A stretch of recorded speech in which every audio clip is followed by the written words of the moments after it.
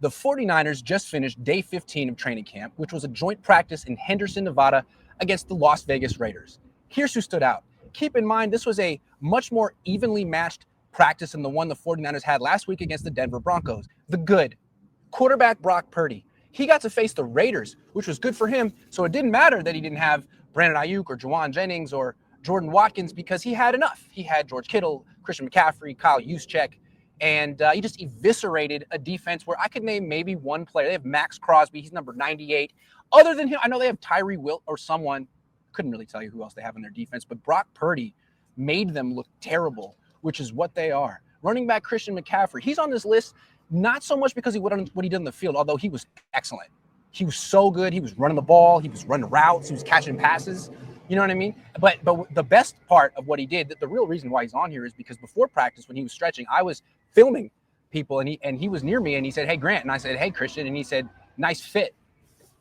I was like, "Oh, thanks," and I kind of blushed because Christian, secretly, I want his approval. He's married to a supermodel, so I figure he has great, taste in clothes, and if he likes my fit, then that means I might have good taste in clothes. Although maybe he was joking, but I'm going to take it as serious because this is Lululemon is a little bit more expensive than I would have liked, but it's matching. And I think he's the kind of guy that would wear a matching Lululemon fit just because, his wife might buy it for him. Anyway, thank you, Christian. You're now my second favorite player on the team after Brandon Ayuk. I like the way that you play football. Fullback Kyle Juszczyk, he had some nice catches today down the field, in the flat. Normally, I would just ignore him because I don't like him at all, but Christian McCaffrey made my day. And so vicariously, because of Christian, I'm saying, Juszczyk, way to go. Tight end George Kittle.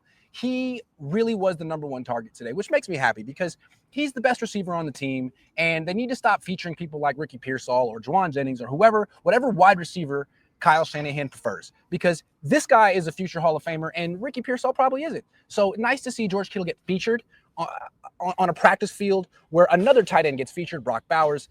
Kind of embarrassing if Bowers got more targets than Kittle today, which he didn't. So good for Kittle and Kyle Shanahan and Brock Purdy. Wide receiver Ricky Pearsall, he's settling in as sort of the number 2 option behind George Kittle. When you force the issue to Kittle over and over and over again, over the middle, in the intermediate area, then defenses have to creep up, and all of a sudden they're getting beat over the top by Ricky Pearsall, who isn't the most complete receiver. He's not the toughest guy. You don't necessarily want him catching passes in traffic. That's a tip ball waiting to happen. But down the field, outside the numbers, double moves, he's slick. That's why they call him Slick Rick.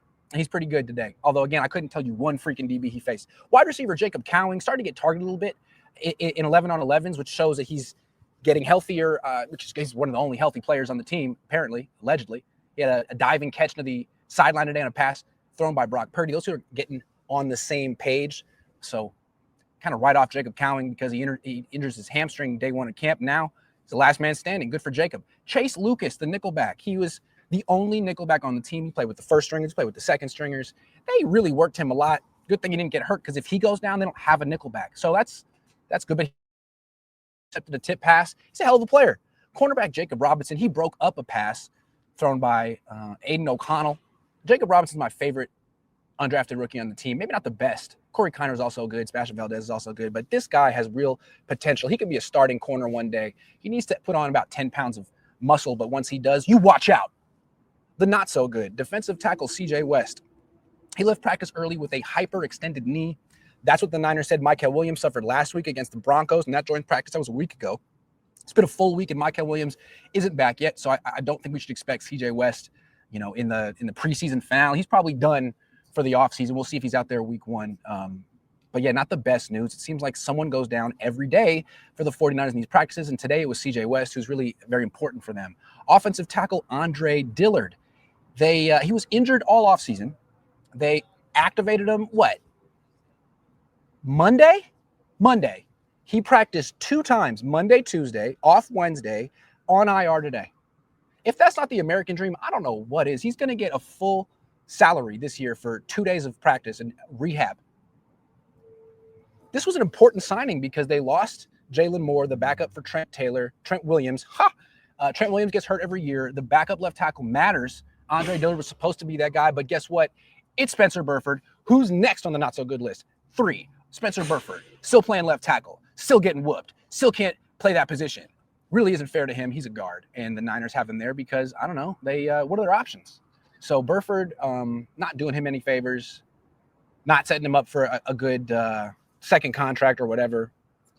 I feel bad for him, but I also feel bad for Brock Purdy. He's gonna have to play behind Spencer Burford at some point, unfortunately. Defensive end Nick Bosa, he didn't practice today. He's practiced like one time in the last 2 weeks, and the Niners say he has neck soreness. They not very transparent with these injuries to really important players. Neck soreness for Nick Bosa. What's it gonna be next week? Doesn't sound great. Guard Ben Barch, he has an elbow injury. He didn't practice today. That guy is always injured. And I was like, it's not that big of a deal. He'll be all right.